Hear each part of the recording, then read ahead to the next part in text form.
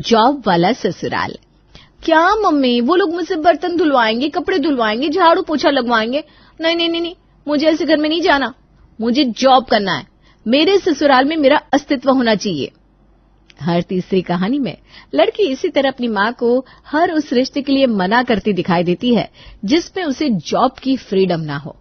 लेकिन ये कहानी बिल्कुल भी ऐसी नहीं थी। ये कहानी उस पहलू को दर्शाती है जिसे लोग समझ नहीं रहे। मुझे खुद की काबिलियत लोगों को दिखाने के लिए नौकरी करने की जरूरत नहीं है निशा। मैं जानती हूँ मेरा गोल क्या है। And it's not about job. किसी के लिए घर पर काम करना बंदिश है क्योंकि वो काम उस पर थोपा जा रहा है, तो किसी के लिए जॉब करना बंदिश है क्योंकि वो उस पर थोपा जा रहा है। तो जॉब करना या घर पर बैठना मैटर नहीं है। मैटर ये है कि क्या हमें वो करने दिया जा रहा है जो हम करना चाहते हैं। It's about freedom. 10th में फुल मार्क्स लाने को बोला गया तो मैं फुल मार्क्स लेकर आई। फिर बोला गया कॉमर्स स्ट्रीम लो तो मैंने कॉमर्स ले लिया। फिर कहा पढ़ाई कंप्लीट करो, 22 होते होते जॉब ले लो, मैंने वो भी ले लिया। अब पापा घर भी ऐसे देख रहे हैं जहां मुझे फिर से जॉब करनी पड़े, तो मैं कब जीऊंगी अपनी लाइफ यार। अरे बहन, ऑफिस में अपनी लाइफ रहेगी ना, दिन भर ससुराल वालों की शक्ल देखने से तो वही अच्छा है। मुझे मिल जाए जॉब करने की आजादी, फिर मैं तो अपने ससुराल वालों को मुड़कर भी ना देखूं। फिर से वही टॉपिक। अरे बहन, पर मुझे अपने ससुराल वालों का चेहरा देखना है, मुझे घर संभालना है, मुझे एक मकान को घर बनाना है। यहाँ तो तूने देखी है मेरी लाइफ। पापा की जॉब रहती थी कोलकाता में, मम्मी की दिल्ली में, कभी मैं यहाँ रहती थी कभी वहां, और गर्मी की छुट्टियों में नानी के पास। परिवार एक साथ कैसा होता है देखा ही कहाँ है मैंने। मुझे वो परिवार देखना है, मेरा सपना है वो। जब भी कुछ करने की बात करी तो मम्मी ने कह दिया पहले जॉब ले लो, फिर जो करना है वो करना। अब जॉब कर रही है तो पापा कहते हैं शादी कर लो, उसके बाद जो करना है वो करना। और अब शादी के लिए घर भी अपने मुताबिक देख रहे हैं। हद है यार। प्रिया अपनी फ्रेंड से अपना दुखड़ा रो रही थी कि उसके फोन पर मोना का कॉल आता है। कहाँ हो तुम? 10 मिनट के अंदर अंदर घर आ जाओ, तुम्हें देखने लड़के वाले आ रहे हैं। क्या? पर पापा ने कहा था कि अभी तो वो बात करेंगे लड़के वालों से, इतनी जल्दी वो लोग कैसे आ रहे हैं? उन चीजों के बारे में तुम मत सोचो, तुम बस घर आ जाओ। ये कहकर मोना फोन रख देती है। देख रही है तू निशा, इसी बारे में बात कर रही थी। मुझे तो लौटने का मन ही नहीं कर रहा, मुझे अपने पास रख लेना बहन। ना चाहते हुए भी रिया को अपने घर वापस आना पड़ता है। बेड पर मैंने साड़ी निकाल कर रख दी है, जल्दी से जाकर पहन ले और तैयार होकर फटाफट से बाहर आ जा। लड़के वाले पहुंच ही रहे। वो तो आज लड़की की मीटिंग दोपहर को ही खत्म हो गई तो उसके पास 4-5 घंटे का वक्त था, तो इंदर भाई साहब ने कहा अभी ही मिलने का प्लान कर लेते हैं।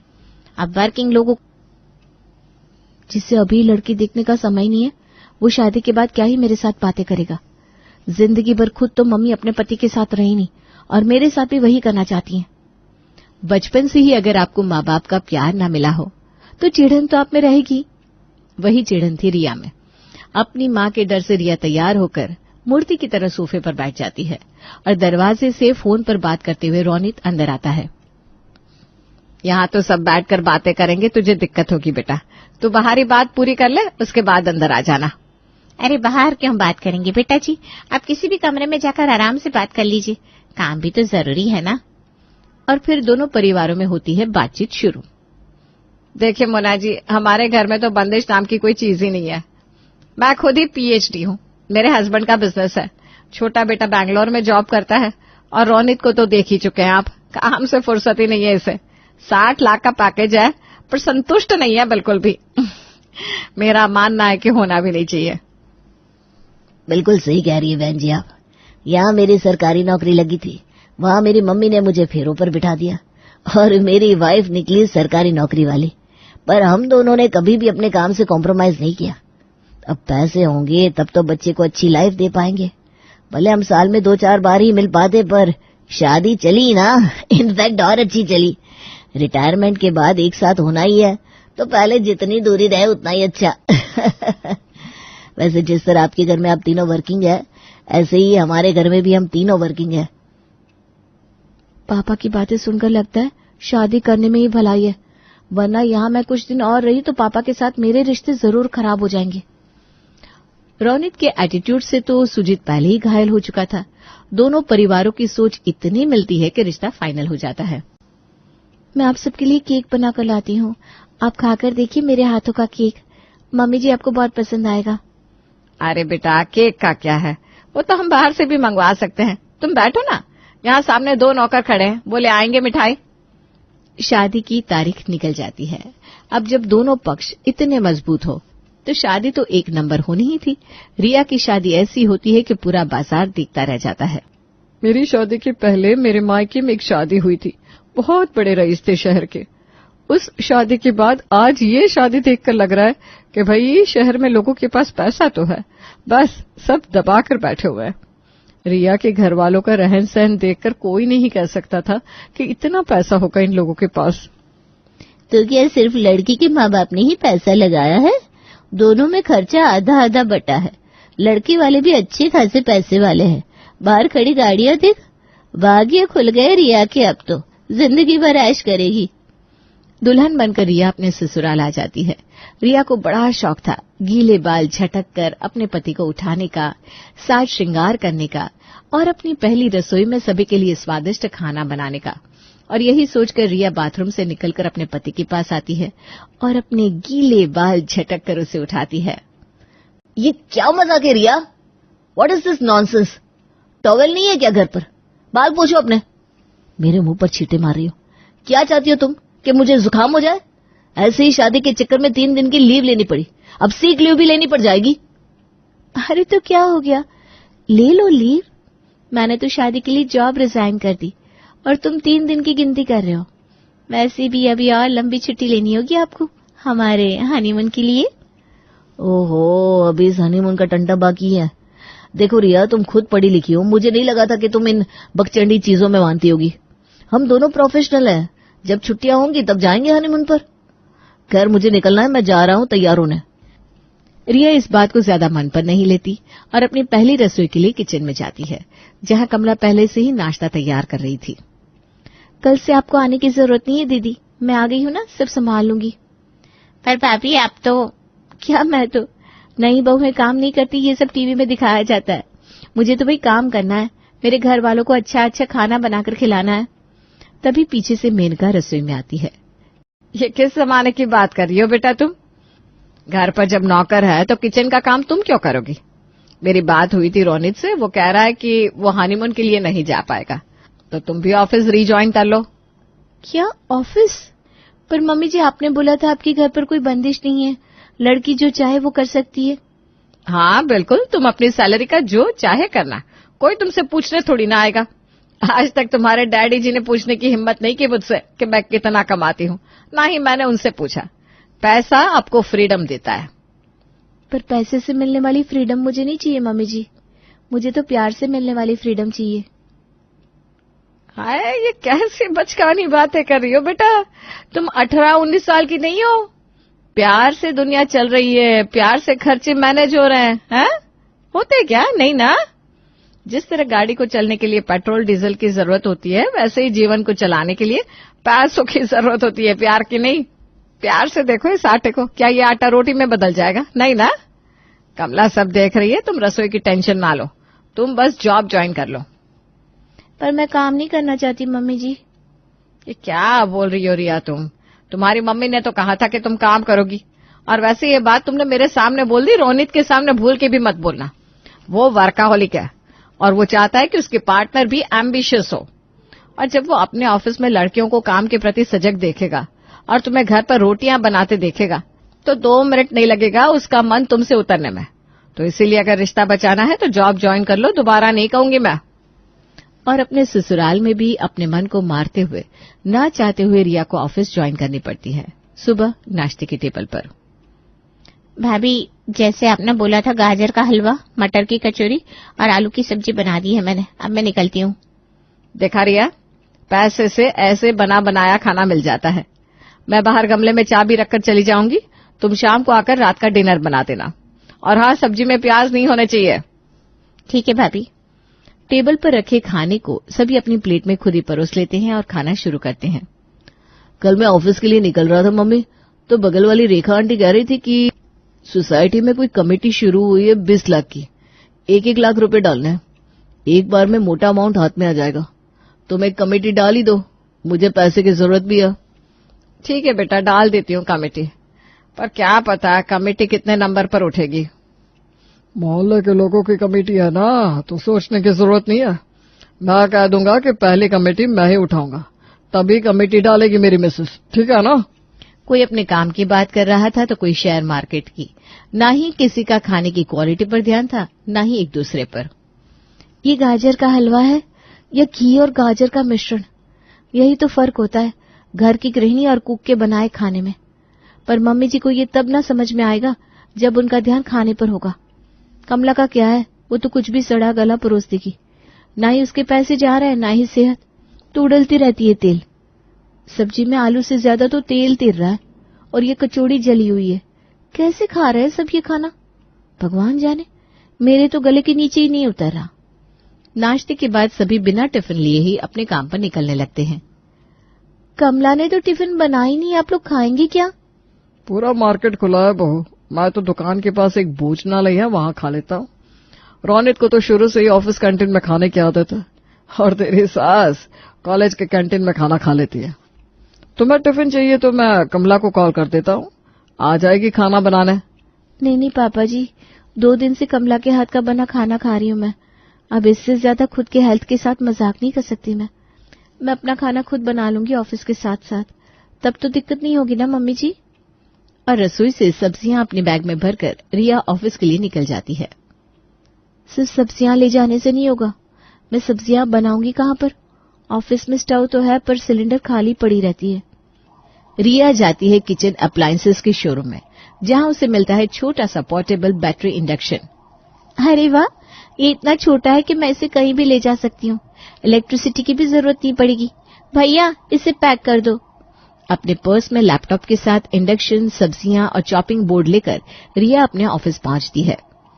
शादी के बाद तुम इतनी जल्दी ज्वाइनिंग ले लोगी रिया, मुझे नहीं लगा था। जितनी नाखुश होकर तुम ऑफिस का काम करती थी, मुझे तो लगा था शादी के बाद ऑफिस की छुट्टी, पर तुम तो वापस आ गई। हाँ सर, आना पड़ा। ससुराल वाले चाहते हैं कि मैं काम करूं, सो इसीलिए। चलो कोई बात नहीं, किसी भी कारण आई हो, तुम काम पर फोकस करना। लापरवाही मैं बिल्कुल अलाउ नहीं करूंगा। अब रोज रिया तीनों वक्त की सब्जियां ऑफिस के काम के बीच बीच में काटती और लंच ब्रेक में ऑफिस के किचन में अपना इंडक्शन ले जाकर खाना बना लेती। इस तरह उसके टिफिन की प्रॉब्लम तो सॉल्व हो गई थी। घर लौटकर रिया ऑफिस में कटी हुई सब्जियों से अपना सेपरेट डिनर बनाकर अपने कमरे में वापस आती। ओएमजी, इतनी गंदी बदबू तुम में से आती है? ओ रिया, ये किचन से आने के बाद तुम ना प्लीज एक बार नहा लिया करो। किचन में खुद की एक स्मेल होती है, और वो स्मेल मुझे कमरे में आती है तो मुझे हेडेक हो जाता है।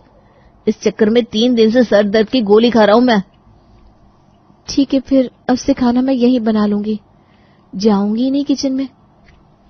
अब कमरे में बालकनी में जाकर रिया टेबल पर रखती है अपना इंडक्शन और बालकनी को ही बना लेती है छोटा सा किचन। अब तो ठीक है ना रोनित? मुझसे किचन की स्मेल इसलिए आती है क्योंकि किचन कॉम्पैक्ट है, छोटा है। बालकनी में तो ऐसा वेंटिलेशन है, स्मेल आने के चांसेस ही नहीं है। रिया पूरी तरह अपने ससुराल वालों के अगेंस्ट तो नहीं जा सकती थी, पर अब वो खुद के लिए स्टैंड लेने लग गई थी। तभी उसकी कंप्लेंट बॉस के पास जाती है कि वो ऑफिस आवर्स में सब्जियां काटती है। सॉरी। नहीं रिया, घबराओ मत, मैं तुम्हारी क्लास नहीं लेने वाला। तुम्हें क्या लगता है मुझे पता नहीं था कि तुम ऑफिस में सब्जियां काटती हो? मुझे तो ये समझ में नहीं आ रहा कि आज के जमाने में जब तुम अपने ससुराल को घर बनाना चाहती हो तो वो लोग समझ क्यों नहीं रहे? क्या पता सर, यही तो उसूल है दुनिया का कि वो आपको खुद के हिसाब से चलाना चाहते हैं। बहुत प्यार है ना पैसों से तुम्हारे ससुराल वालों को? बहुत नहीं सर, बहुत बहुत ज्यादा। अब ये पैसा ही उन्हें सबक सिखाएगा। तुम्हारा देवर कंवारा है ना, उसे यहाँ बुलाने की तैयारी करो, क्योंकि अपनी बेटी का रिश्ता लेकर मैं तुम्हारे घर आने वाला हूँ। रिया के ससुराल वालों को हमेशा से स्टेटस और पैसों की बातें लुभाती थी, और आज खाने पर रिया वही बात छेड़ देती है। मम्मी जी, मेरे बॉस की ना इकलौती बेटी है निक्की। बॉस उसके लिए लड़का ढूंढ रहे थे तो मैंने विक्की का नाम सजेस्ट कर दिया, तो अब बॉस हमारे घर आना चाहते हैं।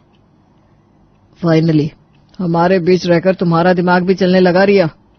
इतने बड़े कंपनी के ऑनर की बेटी, इससे अच्छा कुछ हो ही नहीं सकता। मम्मी, मैं कल की फ्लाइट से ही विक्की को बुला लेता हूँ। विक्की के आते ही रिया के घर वाले अपने घर को अच्छी तरह अरेंज कर लेते हैं। बॉस की खातिर के लिए कमला से अच्छा अच्छा खाना बनवाते हैं और अपने दिए समय पर बॉस रिया के ससुराल पहुंचते हैं। तुम्हारी बहुत तारीफ करती है रिया कि विक्की बहुत मेहनती है, दिमाग के कितने तेज हो तुम। पर क्या है कि मुझे इन चीजों से मतलब नहीं है। मुझे बस एक ऐसा लड़का चाहिए जो मेरी बेटी को खुश रखे। आप उसकी टेंशन मत लीजिए अंकल जी, मैं आपकी बेटी को बहुत खुश रखूंगा। पर मेरी एक शर्त है कि मेरी बेटी शादी के बाद जॉब नहीं करेगी। वो क्या है ना, वो एक हाउसवाइफ बनकर रहना चाहती है। क्या आपका खुद का इतना बड़ा काम है, शहर के करोड़पतियों में नाम आता है आपका, और आपकी बेटी किसी के घर में हाउसवाइफ बनना चाहती है? आप तो ऐसे बोल रही है जैसे वो नौकरानी बनना चाहती है। देखिए, कोई भी काम छोटा नहीं होता। मेरी बेटी किसी के घर की हाउसवाइफ नहीं बनना चाहती, वो अपने घर की होम मेकर बनना चाहती है। अब हमें ये रिश्ता मंजूर है। बड़ी बहू अगर हाउसवाइफ बनना चाहे तो मंजूर नहीं है, छोटी बहू बनना चाहे तो मंजूर है क्योंकि वो बड़े घर की है। और यहाँ रिया के ससुराल वाले बॉस के जाल में फंस जाते हैं।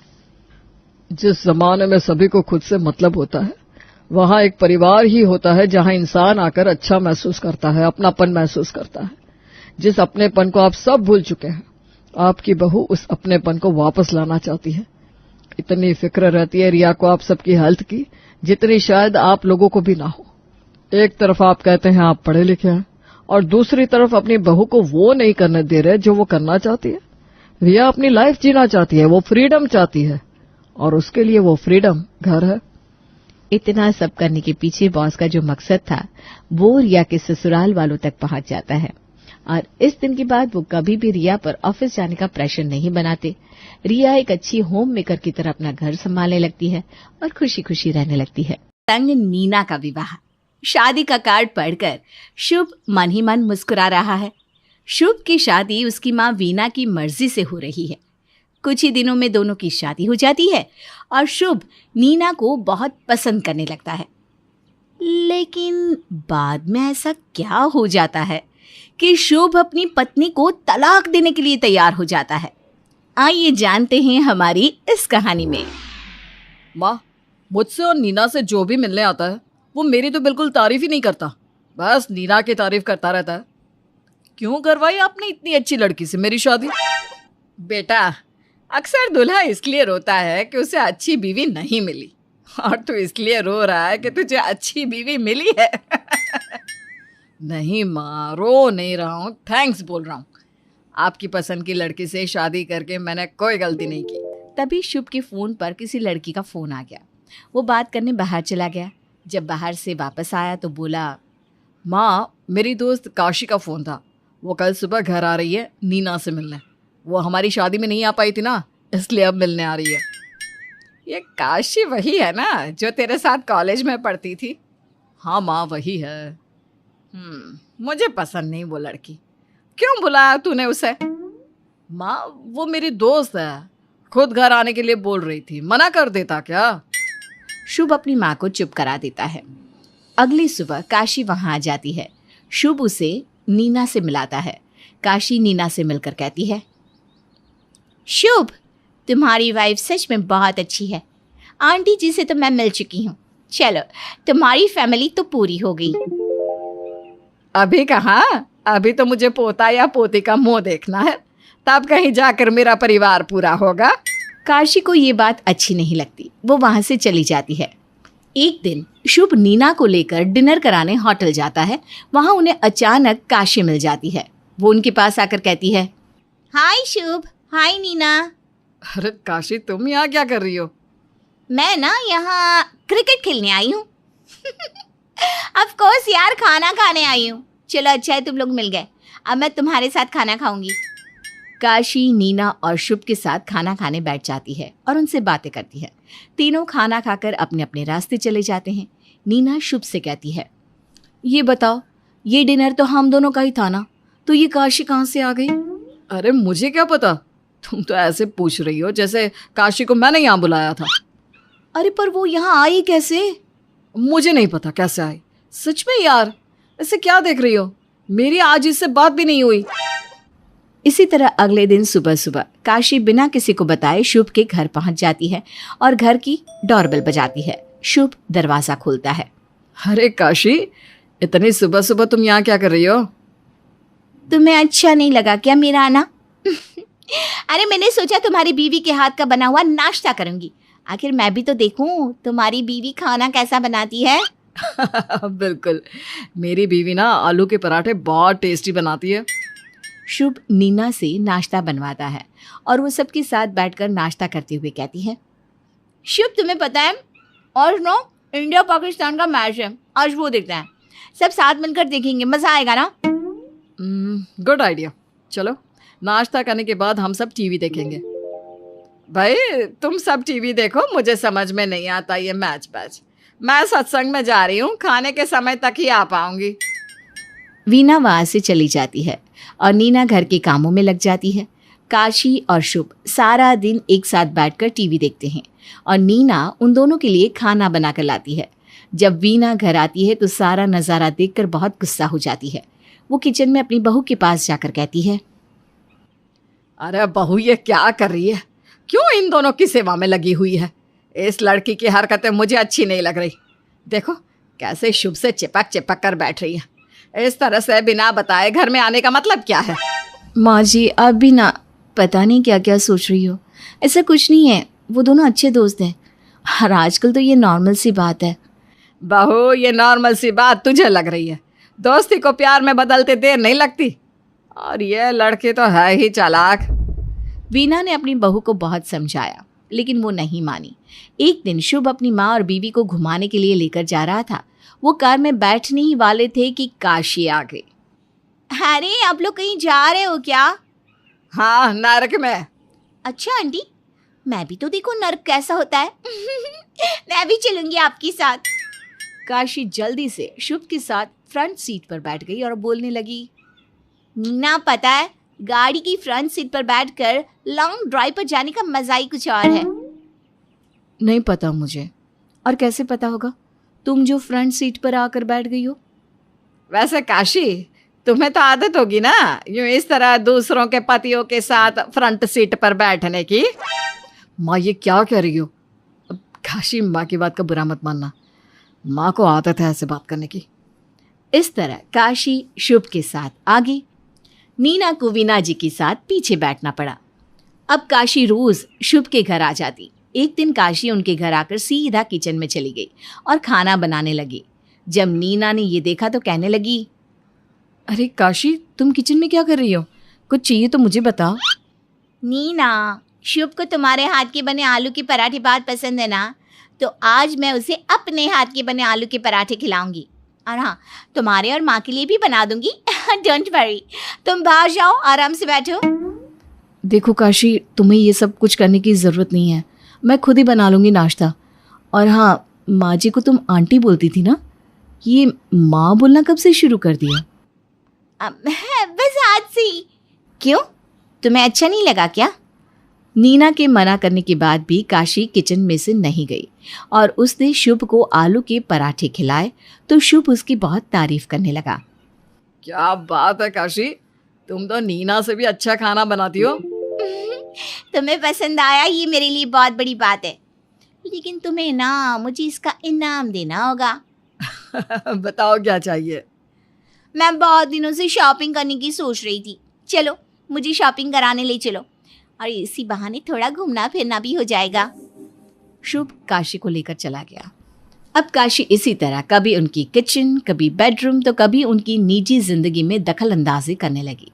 शुभ के साथ घूमना और मौज मस्ती करना तो काशी के लिए आम बात हो गई। नीना को ये बात खटकने लगी तो उसने शुभ से कहा, शुभ तुम्हारी दोस्त हमारी जिंदगी में कुछ ज़्यादा ही इंटरफियर कर रही है, मुझे पसंद नहीं है ये सब।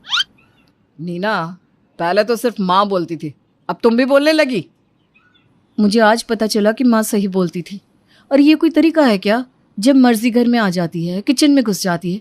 किचन तो छोड़ो, हमारे बेडरूम में भी आ जाती है। वो अपने आप को इस घर का सदस्य समझती है, इसलिए आ जाती है। जो भी हो, वो तुम्हारी दोस्त है तो उससे कहो कि अपनी हद में रहे। वो अब इस घर में नहीं आएगी। नीना ये घर तुम्हारा नहीं मेरा है, उसका जब मन करेगा वो इस घर में आएगी। देखिए जी, अब वो इस घर में आई ना तो मैं उसे धक्के मारकर घर से निकाल दूंगी। नीना, अगर तुमने मेरे और काशी के बीच आने की कोशिश की तो मैं तुम्हें तलाक दे दूंगा। वो मेरी बहुत अच्छी दोस्त है, दूर रहो उससे। तलाक की बात सुनकर नीना एकदम चुप हो गई।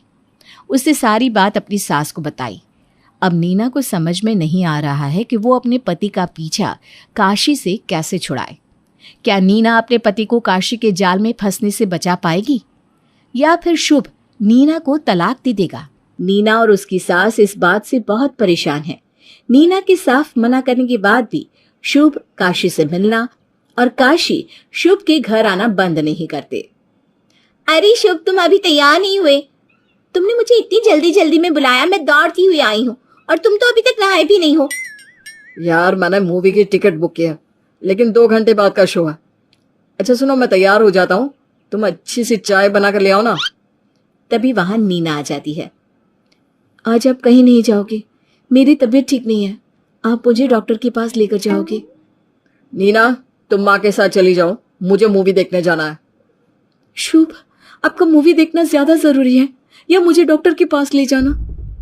देखो, मैं काशी को ऑलरेडी बुला चुका हूँ, अब उसे नहीं लेकर जाऊंगा तो उसे बुरा लगेगा। सॉरी, तुम माँ के साथ चली जाओ। शुभ नीना को डॉक्टर के पास लेकर नहीं जाता, लेकिन काशी के साथ मूवी देखने चला जाता है। इस बात से नीना को बहुत दुख होता है। उधर रास्ते में शुभ काशी से कहता है, काशी, थैंक्स, तुम मेरे साथ आई। मुझे तुम्हारे साथ वक्त गुजारना बहुत अच्छा लगता है। मुझे भी तुम्हारा साथ बहुत अच्छा लगता है शुभ, तभी तो तुम्हारे बुलाने पर दौड़ी दौड़ी चली आती हूँ मैं। काशी, सच कहूँ तो मैं तुम्हें कॉलेज टाइम से ही पसंद करता हूँ। तुमने मुझे पहले क्यों नहीं बताया कि तुम भी पसंद करती हो? मैं तुमसे ही शादी करता ना। और अब तो मैं तुमसे बहुत प्यार करने लगा हूँ काशी। अब तो मैं मिल भी गई हूं ना तुम्हें, मैं भी तुम्हारे बिना नहीं रह सकती। इस तरह काशी और शुभ एक दूसरे के बहुत करीब हो गए। वीना और नीना को भी ये बात पता चल गई। अब नीना बहुत उदास रहने लगी।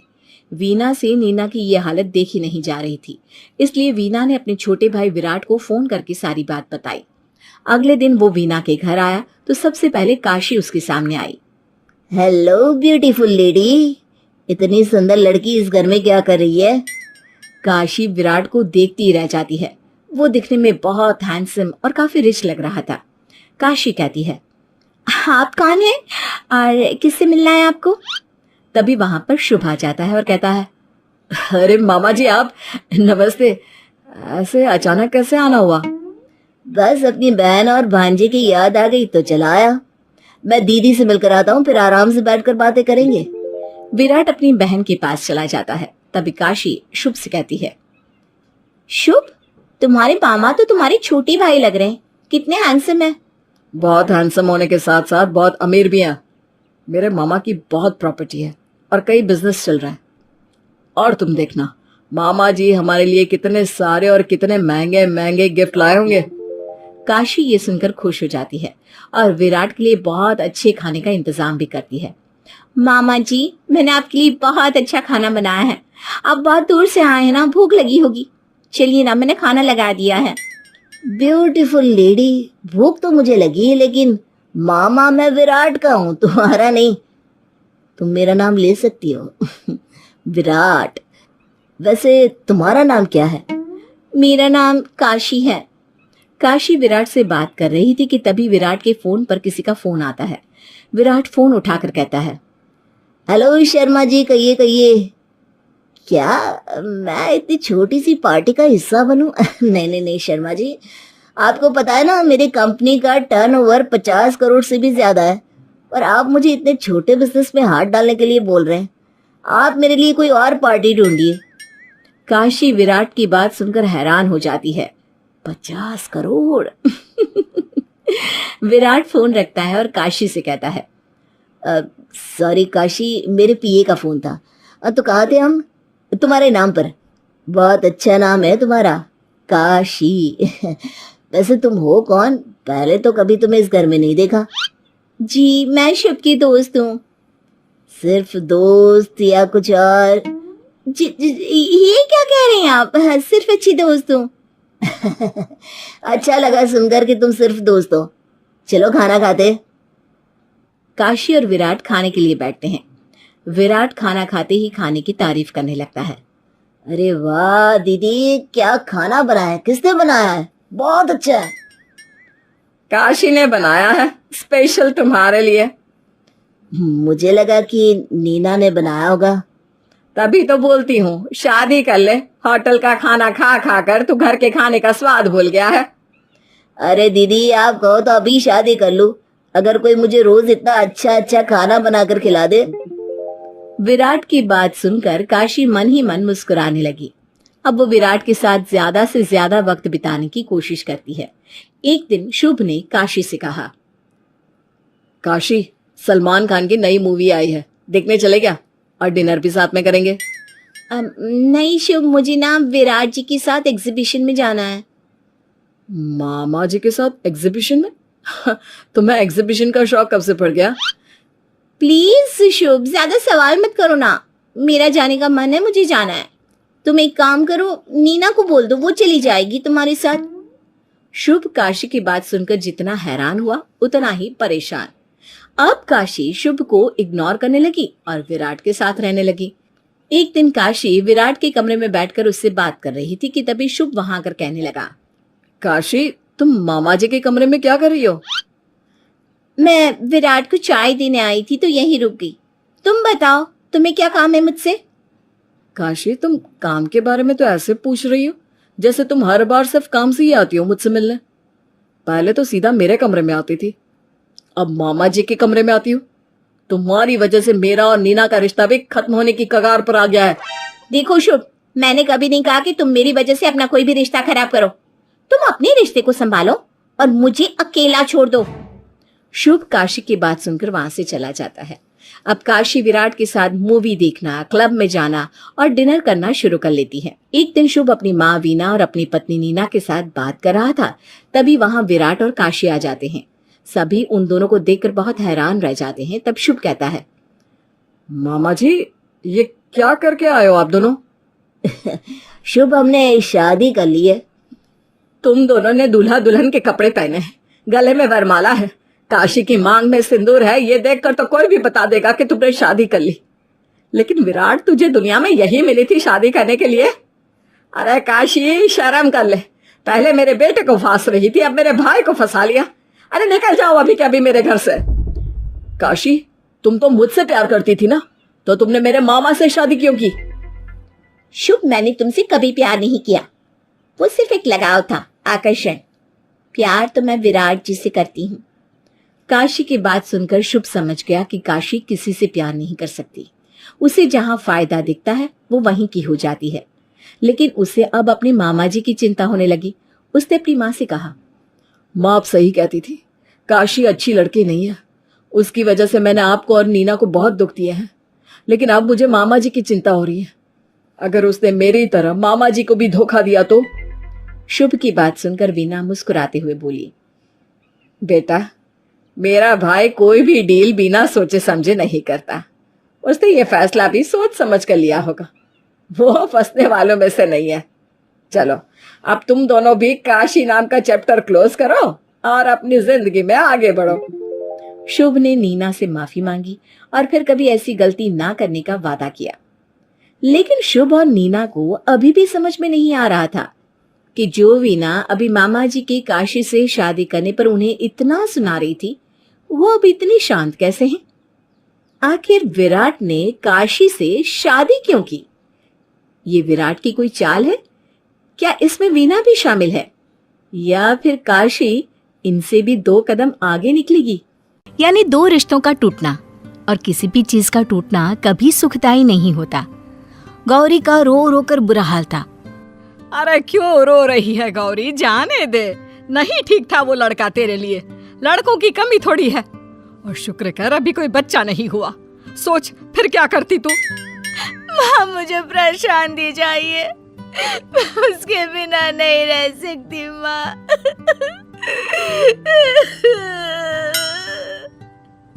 उधर प्रशांत की माँ, देखो घर कितना खिल रहा है, वो नालायक चली गई तो कैसे मनहूस की तरह पड़ी रहती थी यहाँ। प्रशांत शांत खड़ा माँ की बात सुन रहा था। अरे एक नंबर की बेकार लड़की, न बात करने की तमीज, ना ठीक से ससुराल में रहने की। अरे न जाने क्या क्या माँ बाप सिखाकर भेज देते हैं ऐसी लड़कियों को। प्रशांत याद करने की कोशिश कर रहा था कि गौरी ने ऐसा क्या किया जो माँ को पसंद नहीं आ रहा है। माँ ठीक है, कुछ दिनों के लिए भेज दिया है, लेकिन तलाक? माँ मैं तलाक नहीं लेना चाहता हूँ। चुप, बिल्कुल चुप। तलाक नहीं चाहिए। अरे कल तक तो शादी नहीं करनी थी, अब तलाक नहीं चाहिए क्यों? प्रशांत जो माँ से डरता था चुप हो जाता है। करता भी क्या, माँ के खिलाफ कैसे जा सकता था। माँ ने कहा गौरी से शादी करनी है तो कर ली। उधर गौरी की माँ गौरी के पिता से कहती है, ए जी, लड़का देखिए ना गौरी के लिए, और हाँ किसी को बताने की जरूरत नहीं है कि एक शादी टूट चुकी है। तभी गौरी रोते हुए कहती है, टूटी नहीं है माँ, अभी कहाँ टूटी है, वो नहीं छोड़ेंगे मुझे, मैं जानती हूँ। अरे ना छोड़े, पर अब हमने नहीं भेजना तुझे वहाँ। बड़े आए बात बात पर मायके की गलती निकालने वाले। अरे छोटी सी उम्र की बच्ची है मेरी, समझ लेते थोड़ा। कहानी समझ में आ ही गई होगी। ना गौरी प्रशांत के बिना रह सकती थी, ना प्रशांत गौरी के बिना। लेकिन दोनों के घर वाले दोनों को अलग करने की ठान लेते हैं। एक रोज सुबह प्रशांत अपने कमरे में था। गौरी के बिना तो कमरा बिल्कुल अच्छा नहीं लगता, मैं कैसे उसे यहाँ लेकर आऊं? दूसरी तरफ गौरी, पता नहीं प्रशांत ने कुछ खाया होगा कि नहीं, ये तो उनके खाने का वक्त है, मैं फोन करके पूछ लेती हूँ। जब से गई है बात भी नहीं की है मैंने, पता नहीं क्या सोच रही होगी। फोन करता हूँ उससे। दोनों एक साथ एक दूसरे को फोन लगाते हैं, लेकिन दोनों के ही फोन नहीं लगते। हो सकता है परेशान हो या फोन खराब हो सकता है फोन कहीं रखा हो या फिर किसी और से बात कर रही हो। मैं बाद में कॉल करता हूँ। प्रशांत के फोन से गौरी को फोन करता देख उसकी बहन सीधी माँ के पास चली जाती है। मामा, प्रशांत भैया गौरी भाभी को फोन कर रहे थे। क्या बात की दोनों ने? लड़ाई की कि नहीं? माँ शायद फोन ही नहीं लगा। सुन छुटकी, ये ले 100 रुपये। माँ इसकी क्या जरूरत थी? अरे पैसे दे रही हूँ, अब काम सुन। भाई के फोन से गौरी का नंबर ब्लॉक कर दे, समझी? ठीक है माँ। ना रहेगा बास, ना बजेगी बांसुरी, बड़ी आई फोन पर बात करने वाली। अरे बात तो अब कोर्ट में होगी। प्रशांत और गौरी को मिलाने वाला कोई नहीं था। कोई भी उन लोगों को एक नहीं होने देना चाहता था, लेकिन दोनों के मन में एक दूसरे के लिए प्यार बढ़ता ही जा रहा था। उनके कपड़े कौन धोता होगा, कौन प्रेस करता होगा, कौन दवाई देता होगा, पता नहीं शाम का नाश्ता करते भी होंगे या नहीं। वैसे मैं इतना क्यों सोच रही हूँ, सीधा बात ही कर लेती हूँ। गौरी प्रशांत को फोन करती है, लेकिन अब उसका नंबर तो बहन ब्लॉक कर चुकी होती है। प्रशांत ने मेरा नंबर ब्लॉक क्यों कर दिया? मैंने तो कुछ नहीं किया, वो तो जानता था ना। उस दिन भी वो मुझे ऐसे ही देख रहा था कि मैं घर से ना जाऊं। फिर गौरी रोने लग जाती है कि माँ आ जाती है। अरे क्या हो गया? प्रशांत ने मेरा नंबर ब्लॉक कर दिया। अरे इन लोगों की इतनी ही अकल है, ला फोन अपना, ब्लॉक कर दे तू भी। बड़ा आया। ये बोलकर माँ गौरी के फोन से भी प्रशांत को ब्लॉक कर देती है। अगले रोज प्रशांत भी गौरी को कॉल करता है, लेकिन प्रशांत खुद को ब्लॉक पाता है। गौरी ने ब्लॉक कर दिया, लेकिन क्यों? अरे यार मैंने क्या गलत किया? जो कर रही है माँ कर रही है, मैंने तो कुछ नहीं किया। प्रशांत गौरी की कहानी जल्दी ही खत्म होने वाली थी। उधर प्रशांत की माँ तो यहाँ गौरी की। इस बीच गौरी के लिए एक लड़के का रिश्ता आ जाता है। क्या बात है, आप शादी नहीं करना चाहती? मैं शादीशुदा हूँ, दूसरी शादी कैसे कर सकती हूँ? लड़के वाले गुस्से में खड़े हो जाते हैं। क्या बहन जी, शादीशुदा लड़की से शादी करवा रही थी आप मेरे बेटे की? अरे बहन जी, बस तलाक होने ही वाला है, समझो कल परसों में तलाक तय है, तो क्या बताना इतनी छोटी सी बात को। छोटी सी बात? अरे मैं कुंवारा हूँ, शादीशुदा या तलाकशुदा लड़के से शादी क्यों करूँ? नाजीरा, नहीं करनी ऐसी शादी। लड़के वाले वहाँ से चले जाते हैं। लेकिन उन लोगों के जाने के बाद अरे क्या है ये बेटा, कितना अच्छा लड़का था, पता है तुझे पसंद भी कर लेता। मना किया था कि जब शादी की बात नहीं बतानी है तो क्यों बोला। गौरी जो अब बिल्कुल विद्रोह के मूड में थी। क्यों ना बोलना, मैं कोई गुड़िया नहीं हूँ कि जहाँ बोलो वहाँ बैठ जाऊंगी, जिसके साथ बोलो उससे शादी कर लूंगी। आए हाय, अब जबान भी चलने लगी। अरे नहीं बात करना चाहते वो लोग तुझसे, नहीं रखना चाहते तो मैं क्या करूं? अब घर में तो नहीं बिठा सकती ना सारी उम्र। ठीक है, कर देना शादी, लेकिन पहले तलाक तो हो जाने दो। मैं देख तो लूं कि क्या सच्ची प्रशांत मेरे बिना रह सकते हैं। अगर उन्होंने कहा तो हो जाऊंगी। की माँ का फोन गौरी की माँ के पास आता है। कलेजे में ठंडक पड़ गई बेटी को घर बिठाकर। हाँ तो क्या हो गया? अरे एक से एक रिश्ते आज भी खड़े हैं मेरी बेटी के लिए, समझी? अब काम की बात करो। फोन क्यों किया? फालतू वक्त नहीं है मेरे पास। वो क्या है ना, कल आ जाना, अदालत में पेशी है दोनों बच्चों की। बोल देना गौरी से आखिरी बार मिल ले प्रशांत से। तुम भी देख लेना कैसा हीरा छूट रहा है। अरे जाओ जाओ, अच्छा है भगवान ने जल्दी ही छुटकारा दिला दिया। फिर वो दिन भी आ जाता है जब गौरी और प्रशांत कोर्ट में आमने सामने होते हैं।